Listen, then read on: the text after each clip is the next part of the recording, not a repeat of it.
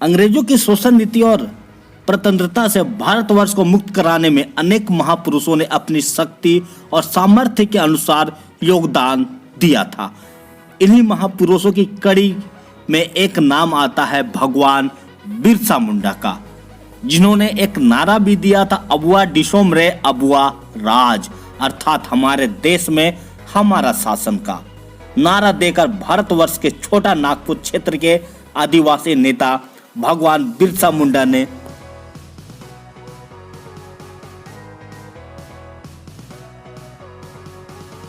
अंग्रेजों की हुकूमत के सामने कभी सर नहीं झुकाए थे।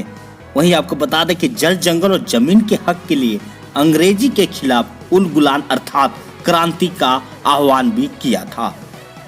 बात करें बिरसा मुंडा का जन्म की, तो उनका जन्म 15 नवंबर 1874 को चालकद ग्राम में हुआ। बिरसा मुंडा का पैतृक गांव उलीहातू था। इनके जन्म स्थान को लेकर यद्यपि इतिहासकारों में मतभेद आज भी जारी है। उनका जन्म स्थान चालकद है या उलीहातू। बिरसा का बचपन अपने दादा के गांव चालकद में ही बीता था। वहीं सन 1886 ईस्वी से जर्मन ईसाई मिशन द्वारा संचालित चाईबासा के एक उच्च विद्यालय में बिरसा दौद के नाम से दाखिल कराए गए थे, क्योंकि इनके पिता माता ने ईसाई धर्म अपना लिया था। बिरसा मुंडा को अपने भूमि संस्कृति पर गहरा लगाव था।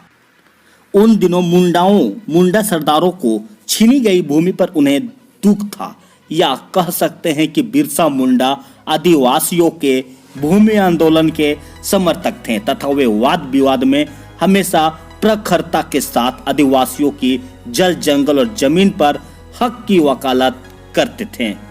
वहीं पादरी डॉक्टर नॉटरेट ने स्वर्ण का राज्य का हवाला देते हुए कहा कि यदि वे लोग ईसाई बने तो उनका अनुदेशों का पालन करते रहेंगे तो मुंडा और सरदारों को छीनी हुई भूमि को वापस करा दिया जाएगा। लेकिन 1886 और 87 में मुंडा सरदारों ने जब भूमि वापसी का आंदोलन किया तो इस आंदोलन को न केवल दबा दिया गया बल्कि ईसाई मिशनरियों द्वारा इसकी हिंसा भी की गई। वहीं बिरसा मुंडा को गहरा आघात भी लगा था। उनकी बगावत को देखते हुए उन्हें विद्यालय से निकाल दिया गया। फलस्वरूप 1890 में बिरसा तथा उसके पिता चाईबासा से वापस आ गए थे। वहीं सन 1886 और 1890 तक बिरसा का चाईबासा मिशन के साथ रहना उनके व्यक्तित्व का निर्माण काल था। और बात करें सन 1890 में तो चाईबासा छोड़ने के बाद बिरसा और उसके परिवार ने जर्मन ईसाई मिशन की सदस्यता छोड़ दी, क्योंकि मुंडाओं सरदारों का आंदोलन मिशन के विरुद्ध था और लूथरन चर्च तथा कैथोलिक मिशन ने आंदोलन का विरोध किया था। मुंडाओं ने ईसाई धर्म इसलिए अपनाया कि ईसाइयों ने यह भरोसा दिलाया था कि यदि वे ईसाई धर्म अपना लेंगे तो उनकी छीनी गई भूमि को विरासत में उन्हें वापस दिला दी जाएगी। लेकिन ऐसा नहीं हुआ।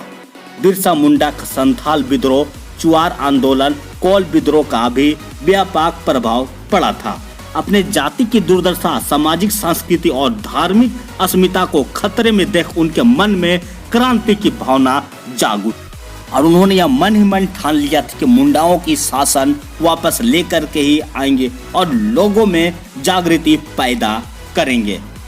वहीं बिरसा मुंडा ने केवल राजनीति जागृति के बारे में संकल्प लिया बल्कि अपने लोगों में सामाजिक, सांस्कृतिक और धार्मिक जागृति पैदा करने का भी संकल्प ले चुके थे और उन्होंने अबुआ डिशोम रे अबुआ राज, हमारे देश में हमारे शासन का बिगुल फूंक चुके थे। बिरसा मुंडा ने अंग्रेजी शासन के खिलाफ उलगुलान का आह्वान किया। वे उग्र हो गए, शोष को, ठेकेदारों और अंग्रेजी चाटुकारों को मार भगाने का आह्वान किया। पुलिस के भागने की इस घटना से आदिवासियों का विश्वास बिरसा मुंडा पर होने लगा। विद्रोह की आग धीरे धीरे पूरे छोटा नागपुर में फैलने लगी। कोल लोग भी विद्रोह में शामिल हुए। लोगों को विश्वास होने लगा कि बिरसा मुंडा भगवान के दूत के रूप में शोषकों से मुक्ति के लिए स्वर्ग से यहाँ पहुंचे हैं। अब दिकियों का राज समाप्त हो जाएगा एवं अबुआ डिशोम रे अबुआ राज कायम होगा। आदिवासी को यह पूर्ण रूप से विश्वास हो गया कि यदि वे सरकार के खिलाफ खड़े होंगे तो सरकार का विद्रोह करेंगे तो उनका खोया हुआ राज फिर से वापस मिल सकता है। इस विद्रोह ने अंग्रेजी हुकूमत को झकझोर दिया और 22 अगस्त 1895 अंग्रेजी हुकूमत ने बिरसा मुंडा को किसी भी तरह गिरफ्तार करने का निर्णय लिया।